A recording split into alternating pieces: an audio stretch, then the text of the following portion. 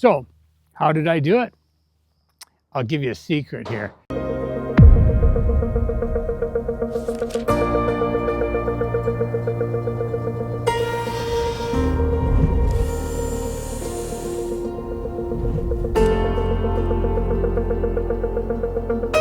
Hey everybody, Scott out in Bearspaw again today on the big custom we got going on out here.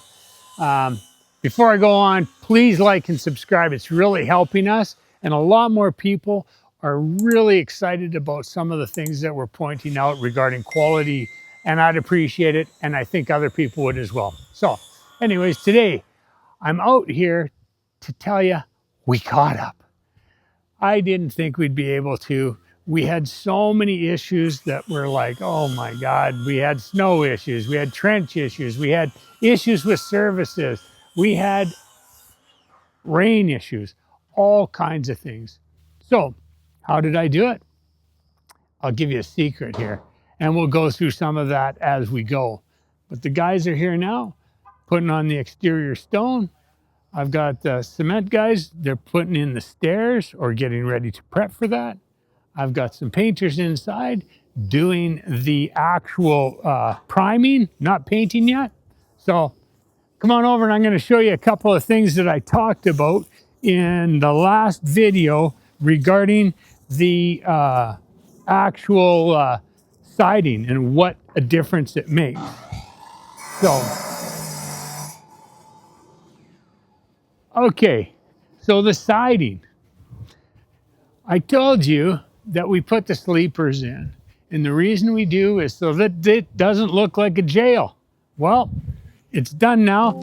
As you can see, we had a torrential downpour again last night, 3 of them, and but the guys are still working today. But I'm going to show you where the cement would have been. So the cement would have been here. So you can see we would have no siding, we wouldn't have this trim board, it would just be parging. And it kind of changes the look of your house. So when you look back, and we'll get a shot up the whole wall, that wall is really tall looking. It changes the look of the house, and in a better way. It changes the windows, they look a lot better, because now you got a nice black trim around them rather than just having parging up to them. So the guys are out back here. I'll take you to this side here. How do you catch up? So whenever you're building a house, you always schedule things. And what you have to do is put in a little buffer zone. Because of course, when you tell somebody, I'm gonna have you in on a certain date, they kind of want to be in on that date. And there's a lot of builders who don't make those dates anymore. And I'm not sure their reasoning, but I think a lot of it is just some poor planning. But anyways, I've been doing this a long time, so I'm getting better at it. One day I'll actually get it right. So anyways, I always build in some buffer. So we had several things that were occurring that kept dragging us behind. Our gas meters, our electric in here. I had to have generators. The guys couldn't work straight. My framers were held back well over a month. Well, that ate up all my buffer time. So as I'm planning people, I always have a bit of buffer in between them also. So somebody says, well, I'm going to be in there for 7 days. I don't actually believe them. So I always put 10 days. And then that gives me an added buffer inside of there because I can stack that up a bit. So now I can shift everybody and take off a couple of those days. And I can also have it where, like today, I've got 3 trades working. I've got the guys, the cement guys, I've got the painters, and I've got the stone guys. They're not in each other's way, but they're getting things done. So we'll have a look over here at what they're doing. Okay, so the cement guys are prepping the stairs. We got a set of stairs here, and we got a set of stairs down there. These take a long time to get ready because you have to build a false bottom to pour on top of. lots of rebar in here, so there's lots of holes that have to be drilled, and then you have to get it prepped properly down there, and then put all that together. They're going to do the other set of stairs, and they're going to prep out in the front for the apron and the front set of stairs, the landing out there. So anyways, that's going to be done. So here we are again. Oh, here comes Wade. He's probably grumpy. Well, he always is grumpy, so that was easy. That was an easy call. So you can see here, again, we would have been right up to here. That is what we would have had for parging. And I just don't like the look of that. So where you see this is where the floor's right up here, and this goes through the rim ply. So all along here, wherever you see those, that's where we would have been up to. So now when we backfill in here, better, because of course this is all going to settle, and then we're going to bring dirt up over here. So our dirt will probably be up around here, our black dirt. And then we're going to fill in this side portion so that he can have a place to park. But anyways, it's coming along. Oh, it's super muddy there. So let's hop in here into the garage. Okay, so we're all set. I'm going to have my painters prime in here, but I'm also going to get them to paint this. And the reason I want to get this finalized is that the homeowner wants to come in and do some stuff on the floor himself. So I'm fine with that. We got our garage doors in, and they'll come out, get all this done, and then they've got a space in here that they can do some stuff. Not so much that it's in our way, but when they have time. So that's all done. And now, in 1 week, I have my kitchen cabinets being delivered. So that's important because those guys will need about a week to install all of that. As soon as they're out, I will have my tile guys in, and they'll start the floor and everything. The granite guys will have already been in, templated, and they will be setting up the granite so that the tile guys can finish all their tile. So all of this organization keeps everything flowing smoothly. You can't have 10 tradespeople working in there.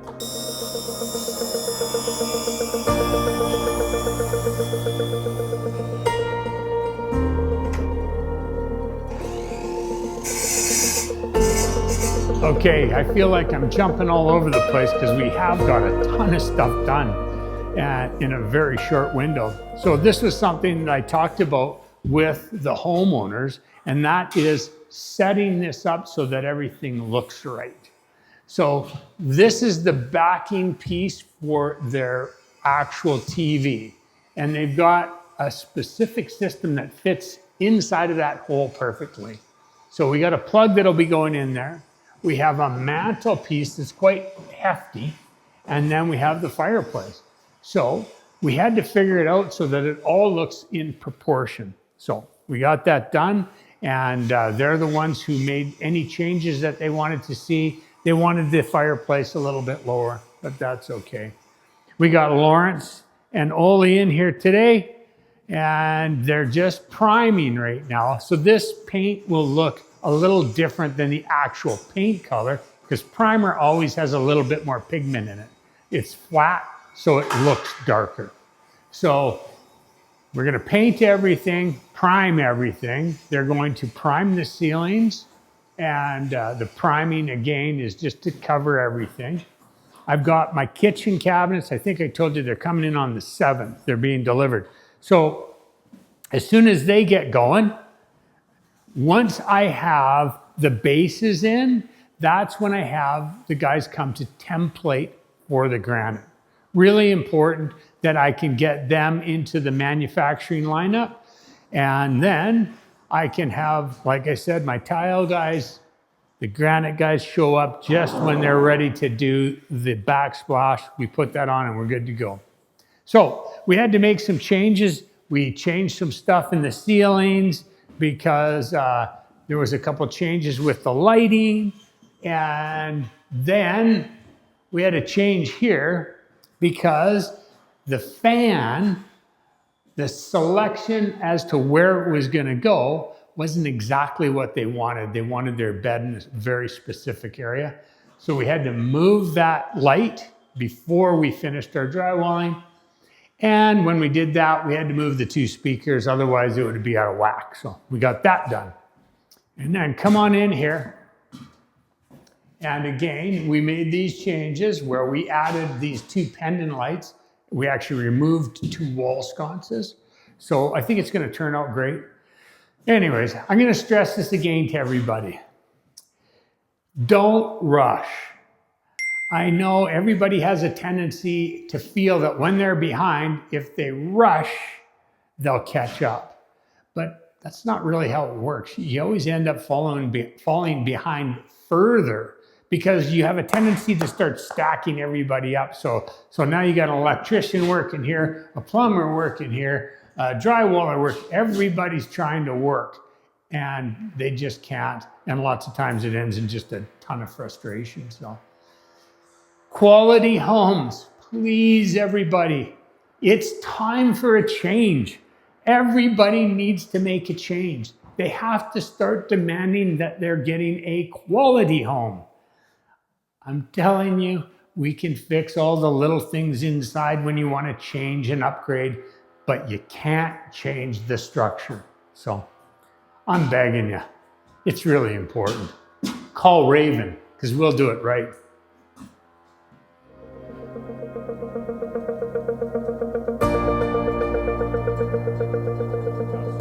We're back here. We've got the siding all finished. We've got our stonework done, and I'll explain to you what we've got going on here. You can see up here that there seems to be nothing under the soffit up here. And that's because what we're doing is we're having some fir wood stain that we will use as the soffit up there. And then we're going to stain these 3 posts to match it in the same stain color. And then the front door, we do our gel stain. That's just a blank, that white one that's sitting there. The other door will be coming later. That will be the actual door. So here's what's going on. You can see how this stonework, and there's wood here. And this is what we're going to do. We have cement, a cement apron, and a cement sidewalk that comes out here. And this is where our actual stairs will be attached. So we left that without stone so that we can connect them. And so I got Wade over here. He's going to start prepping all that today. I'll take you around back and show you what we've done for our stairs down there. So anyways, the homeowner absolutely loves the colors. I like the colors. It's going along good. So this kitchen's being delivered later today too. So anyways, so we got that going. Let's go and have a look out back. Morning, Wade.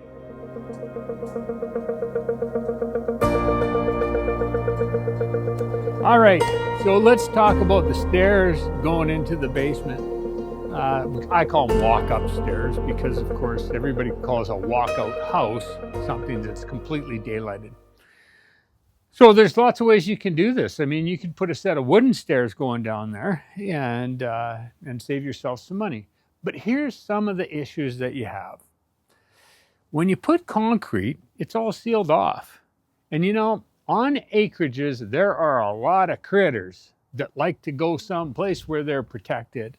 And if you put wooden stairs down there, unless you can manage to get something perfectly tight, which you never will, things get under and behind the stairs and under the stairs and stuff blows in there and you get stuff under there that you got to clean out, but you can't because you got a stair in the way. So we pour them. There's a lot more involved with them. As you can see, all of these are the actual steps. And So now we're covering over top of this portion of the retaining wall. So we'll have a slight landing, and then we start our steps down. And at the bottom there, I have a drain. And that drain goes out into the weeping tile that I showed you guys before. So as soon as this is all poured and we remove all of this wood, my parging guy will come back, put all the parging on there, because you see how this is parged. It's a nice smooth finish. It's what we use as our standard. So now he will carry on around, parge all inside there, parge on the top, and we're done. So the homeowner had said to me, hey, you know, what are we going to do with the stairs that come off of the deck? And I said, well, it kind of depends on what you're thinking of. You know, if he wanted to do his own blocks or something like that. Anyways, he decided to get cement done. So the cement guys brought these stairs around, and now the stairs come out to about here. So he's going to have like about a 4-foot landing, which is really nice. So I'll have my guys out here. I'm going to say in about a week and a half, we'll put our railings all on, and this area will be done. So now come on over here and I'll show you, because we've got 2 sets of stairs here. And it's the same thing as over there. We want to have stairs down into the basement. Their daughter's going to be living over on that side, so they're separating this out a bit. Hot tub's going to be going here, so obviously they didn't want to be bothering her. But all the siding's done now. So thank goodness, we're good to go. I've got my meter on, so I can actually get my furnace going now. I'm trying to think, I had somebody comment, we got to get out of the way here. I had somebody comment on this hardy board, and they were making a comment as though it would respond similar to MDF if there was a bunch of water. It's the most ridiculous claim I've ever heard. MDF is just like sawdust and glue. Sawdust and glue. Well, this is cement board, so it's impossible to compare. When it comes to hail and rain, apparently there's other areas you have to apply it differently, but where we are, we apply it based on our climate. So we have no issues. I think the color looks great, and it is a great product. I know you guys heard me crying and complaining about this little gas meter. Well, it's finally on. It was kind of funny because when I applied for it was back in, I'm going to say, end of December. So I asked to have what's called winter heat. And by the time they got around to it, there was so many issues. We were already into summer, not summer, spring. And then they wouldn't put it on because I requested winter heat. And of course, the house is built by then. And I said, well, yeah, I don't need winter heat now, but I need the meter still. So anyways, big rigmarole there. It's on, it's working, we're good. And we've got our stonework done.